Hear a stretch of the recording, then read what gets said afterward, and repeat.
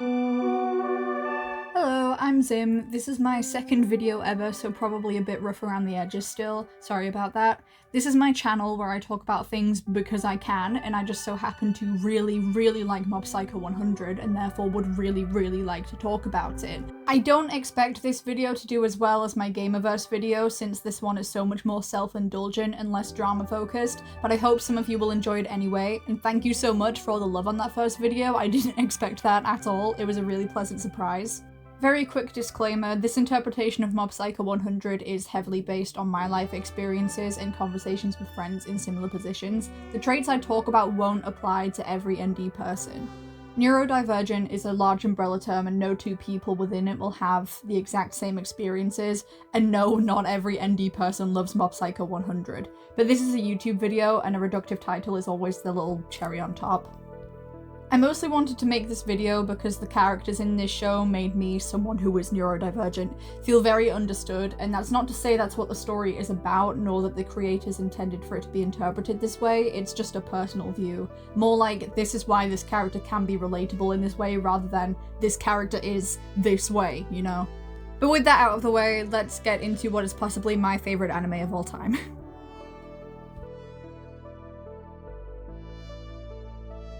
Mob Psycho 100 began as a web manga series written by One following a young boy with powerful psychic abilities called Shigeo Kageyama, also nicknamed Mob. The manga was adapted into an anime that ran from 2016 to 2022 for 3 seasons, and that's the version of the story that I'll be focusing on in this video. On the surface, Mob Psycho 100 follows a lot of very common tropes, and the premise doesn't read as anything special. Teens with crazy powers that they struggle to control has been done to death in a lot of media, but this show is different, I promise you. For starters, Mob's biggest struggles actually come in relation to socialization and expressing his emotions rather than his powers. A lot of the people in his life don't treat him any differently over them, and some are even actively unimpressed by them. His abilities are just another feature of him rather than something that defines everything about him. It's no different than, say, his eye color. Mob has a mentor figure in the show called Reigen Arataka, who is the deuteragonist, and acts as somewhat of a role model despite the fact that he's not an Esper himself. And this is because he consistently emphasizes to Mob that his powers don't make him any more or less human than any other person, and that he can do whatever he wants with his life, regardless of them. Overall, this sentiment does have a positive impact on Mob, but Reigen also stresses to Mob not to use his powers against people. It's a well-meaning statement that backfires to a degree because he isn't going through the same things Mob is going through, like getting attacked on a semi-regular basis. Throughout the series, Mob suppresses expressions of his emotions out of fear of how they'll interact with his abilities, even in situations where he's actively in danger. He doesn't feel any less, he just doesn't let himself show it. It would be silly to definitively say that his powers are some kind of intentional allegory, but I definitely find his character easy to relate to because of how they affect his ability to express himself, and I'm fairly certain that I'm not the only one that can apply to.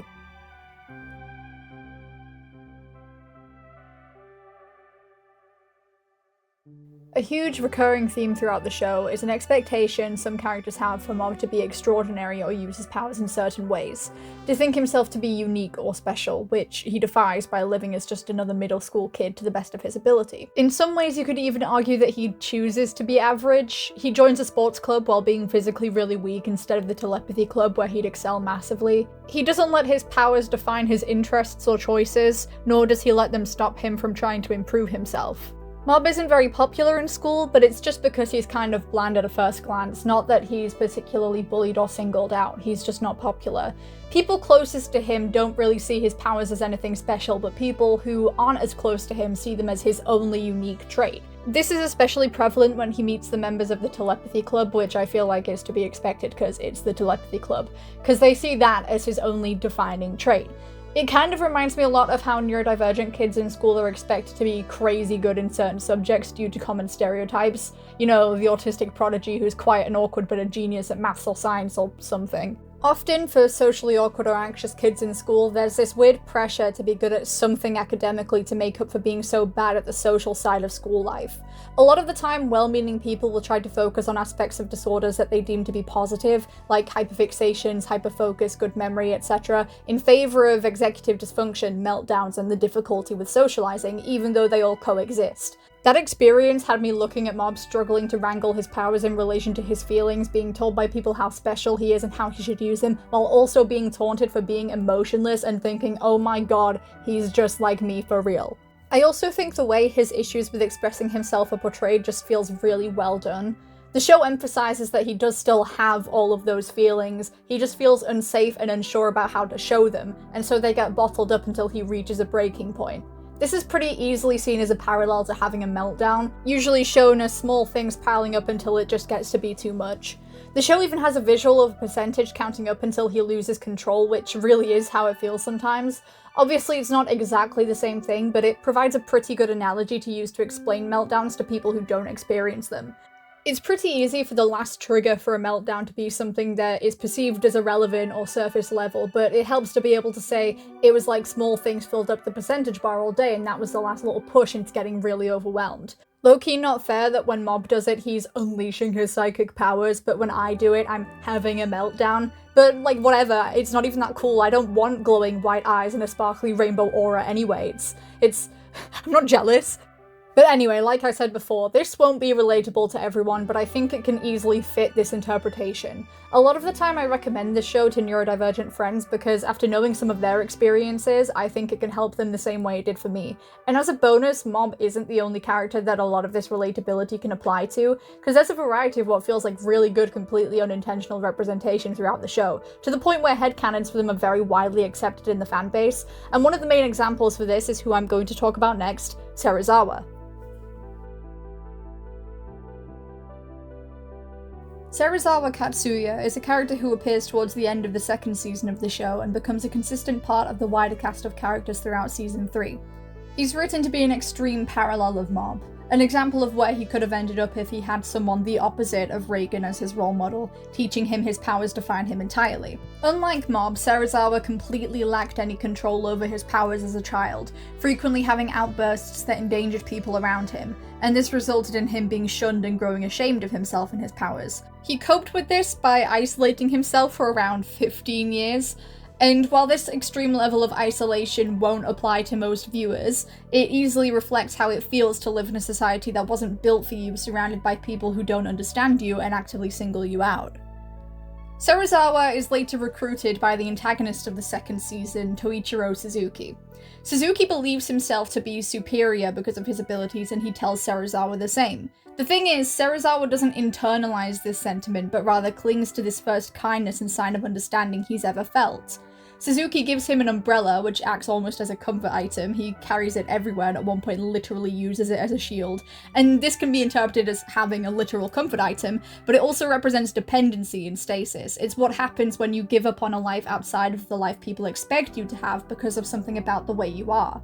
On a more uplifting note, after Suzuki is defeated and Serizawa begins to work with Reagan, we get to watch him grow more comfortable with his powers himself and within society generally. He's still anxious and a bit awkward, but he has friends who understand him and don't hold it against him. His development doesn't come in the form of him changing himself or his personality, but rather accepting it and no longer letting insecurity and resentment define him. It's largely in part thanks to having people who like him the way he is, and I think a lot of us, and you're not, really wish for that.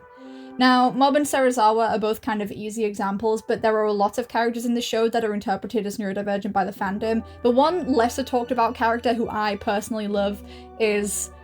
drumroll please.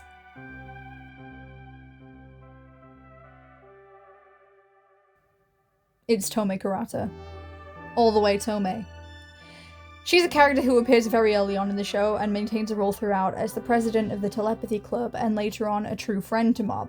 She's an eccentric, overly expressive girl, and due to the nature of the anime, she is occasionally supposed to be perceived as funny for how over the top she is, but something I really appreciate is that the show doesn't treat her or her passion unkindly. Neurodivergent traits often differ between boys and girls will often have a harder time being diagnosed. This is due to the increased social pressure to learn how to mask, but also due to the fact that girls with ADHD or autism can often be overly expressive or overly verbal, in contrast to the usual stereotypes. Tome fits this description very well. She's dramatic and passionate, and tries very hard to be charming, especially in relation to her interests. For example, trying to recruit Mob into the Telepathy Club, and failing.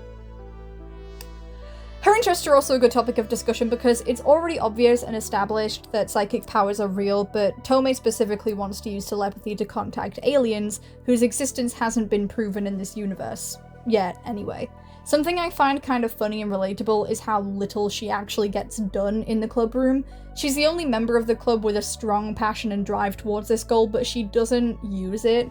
It's kind of like an accidental portrayal of executive dysfunction, having all the passion, all the time and interest, but just being halted by something in your brain panicking about the overwhelming amount of steps or the level of investment required, so on and so forth.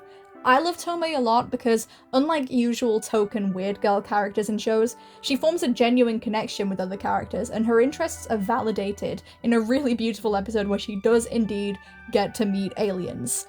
It's really sweet, and it's really nice to see a character like her serve more of a purpose than to be bullied or laughed at all the time.